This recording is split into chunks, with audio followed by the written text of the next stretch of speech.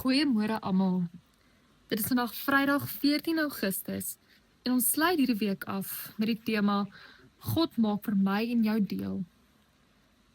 Vandag wil ek begin met 'n eenvoudige vraag. Waar hoort ek?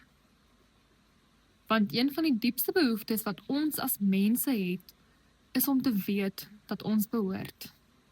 Dat daar 'n plek is waar ons welkom is. Dat ons nie alleen is nie. Vandag lees ek vir ons Efesiërs 2, vers 19 tot 22.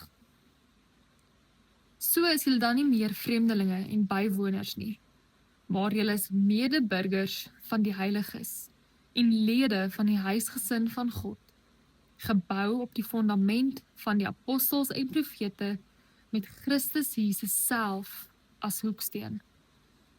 In hom verhuis die hele gebou, goed saamgevoeg, tot 'n heilige tempel in die Here.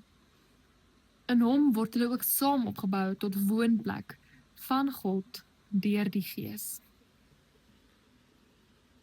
Paulus skryf aan mense wat dalk op verskillende maniere gevoel het dat hulle buitestanders is. Maar dan sê hy iets besonders. Julle is dus nie meer vreemdelinge en bywoners nie, maar medeburgers van die gelowiges en lede van die huisgesin van God. Dink vir 'n oomblik net aan hierdie beeld, die huisgesin van God. Ek wil amper sê, dit is die wonder van God se genade, dat God buitestanders deel maak van homself, van sy huisgesin. En dit beteken iets baie belangrik vir ons geloof. Ons hoef nie altyd ons plek by God te probeer verdien nie, want in Christus word ons ingenooi. Ons kry 'n plek en ons word dan ook deel.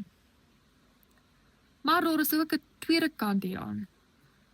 As God ons deel maak van sy huisgesin, beteken dit dat ons ook verantwoordelikheid vir mekaar kry. 'n Huisgesin bestaan nie net uit mense wat dieselfde dak deel nie. Dit is mense wat vir mekaar omgee, wat mekaar dra, mekaar vergewe en ruimte maak vir mekaar.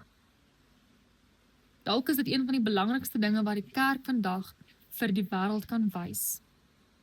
Hier is 'n plek waar jy kan behoort. Nie omdat die almal dieselfde is nie, nie omdat ons alles reg kry en reg doen nie, maar omdat Christus ons bymekaar gebring het. God maak ons deel. En miskien is die vraag wat ons vandag moet vra, nie is ek deel van God se huisgesin nie, maar vir wie kan ek vandag 'n plek skep om deel te voel?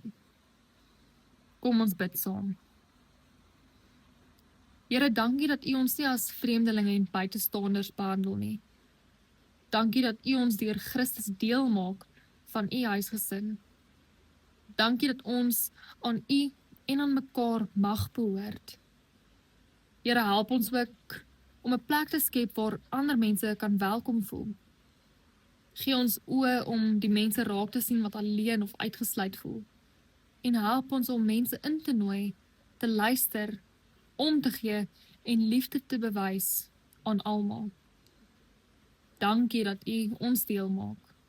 Amen.